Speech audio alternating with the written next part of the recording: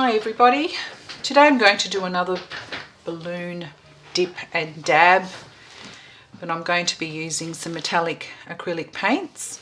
So to begin with, I have an old canvas which I've recycled, and I'm going to just apply liberally some paint on the top, spin it around a little bit if I can.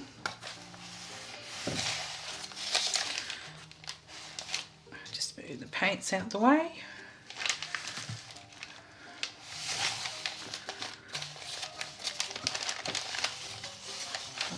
Okay, sometimes if you spin this quite a lot, it does spread, but it's not that loose. So just using a household brush and apply the paint liberally. It's in different directions, doesn't really matter. This is really fun to do on a really big canvas with a whole heap of students. Some of you might be aware, I am a high school teacher. I've been a teacher for 33 years, and I'm always looking for fun things to engage students. And believe it or not, I did this the other day with some teenagers and I loved it. Absolutely loved it. And I thought, great, some fun as well as learning some techniques. Okay, so what I'm going to do now is I'm actually going to pour some metallic colours. So this is a bit experimental. I've got some copper, interactive atelier. So I'll just pour that in. And I've just mixed this with a little bit of thinners, which is called Liquefier. This one here, Liquefier medium. And this thins out your paint without losing the intensity and saturation of the pigment. The paints I'm using are these ones here. They're called Atelier Interactive Copper.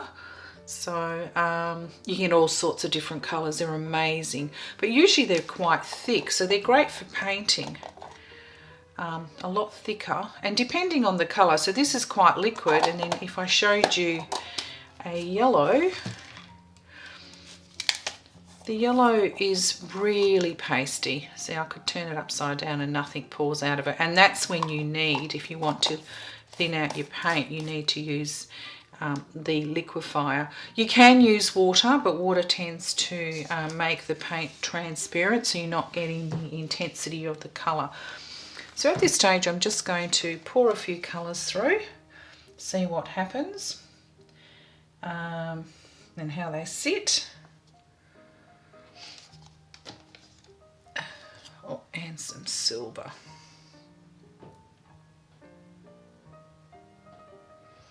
Okay, and then just play with the brush.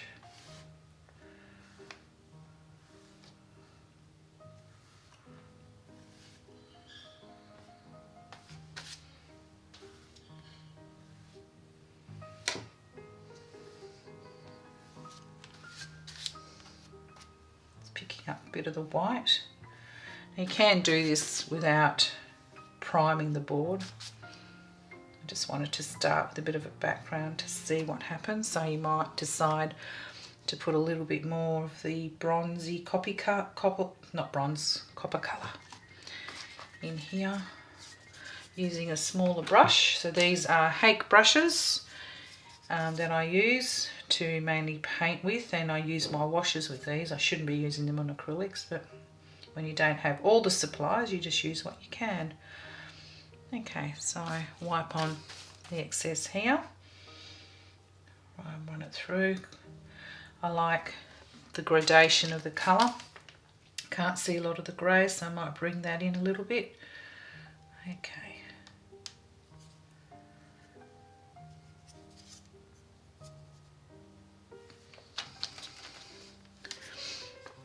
Maybe just a touch, a little bit of grey in here, just a literally dot.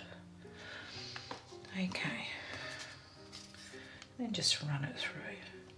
Lovely. So you've got gradation happening. Okay, always run your brush on the side so you're not having to do that at the end or having to frame it because you forgot to just colour it.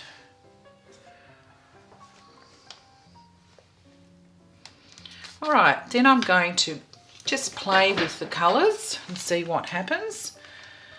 So if you've got a little squeezy bottle with this, a bit of a narrow entry into it, it can be quite nice to do this with.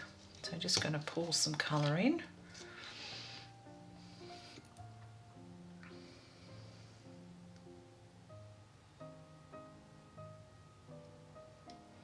Often a good idea just to keep any of your sauces and things that have nozzles and just wash them out. That's a little bit thicker. Obviously I didn't put as much liquefier in it because it didn't spread as much as I wanted it to.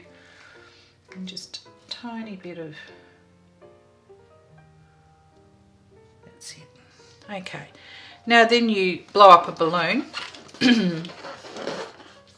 and you can just dot areas and then wipe your balloon. Now you can have more than one balloon and different sizes of balloons, and it's entirely up to you what you want to do with it. So I've got a little bit of sort of paper toweling on the side here, which I will probably clean. And it's a really good idea just to keep your brushes wet all the time. But on the side here I have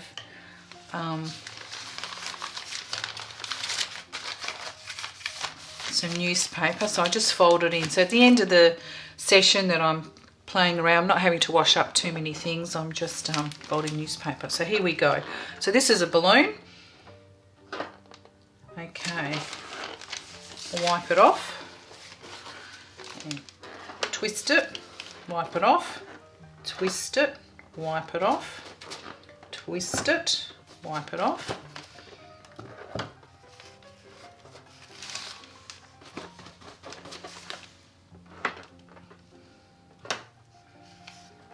Now you might want to not wipe it off and just dab other areas.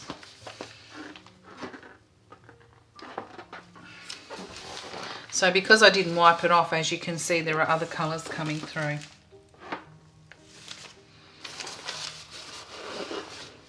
Okay, now you might decide that you want to put a little bit of an extra colour in.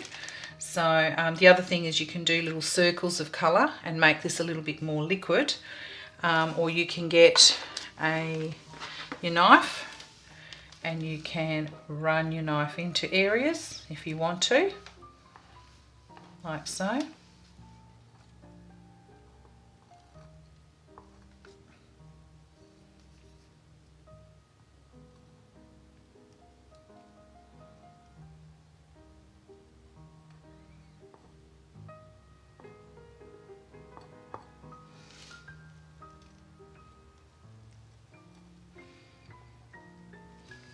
Okay, so I might just try and sort of work an area.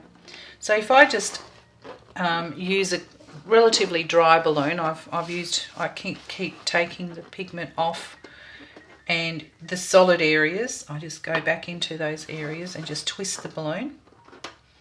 I'm lifting up, and what I'm doing is I'm actually creating some unusual textures which look amazing.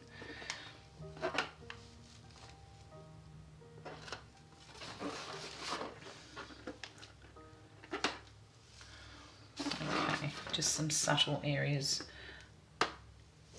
like that. That's about it. So if you do, I find working with this particular technique quite a lot of fun. There's no right or wrong. I mean, the only thing that you could do is limit your colour palette. You know, either go your analogous blues and greens and purples, or your warm colours. That's probably the best thing. You can make it quite colourful with lots of colours. Just be mindful that if you introduce too many colours, it can get quite muddy. So I always sort of work with 3 colours producing these sorts of artworks, and quite enjoy the end result. If you have bigger balloons, obviously you're going to get bigger mark making, but I kind of like the way that the rubber has created those beautiful marbled textured qualities in here, and how the gold and the copper have interacted in here. So you can continue You can, you know, be more structured and think, okay, well, they look like petals, I'm going to make it look like a flower. I'm not too concerned about that. Mine's all about abstraction and how I can create an abstract piece. Often these little pieces that I do, I might take and get them developed into something quite big, so you can enlarge them if you take them to a print shop and make quite a few of them. And so with, you know, very little resources and money, you can actually make something quite nice for your wall and not have to spend too much money if you're into creating colour in your house. Thanks for listening. Give me a like if you like this video.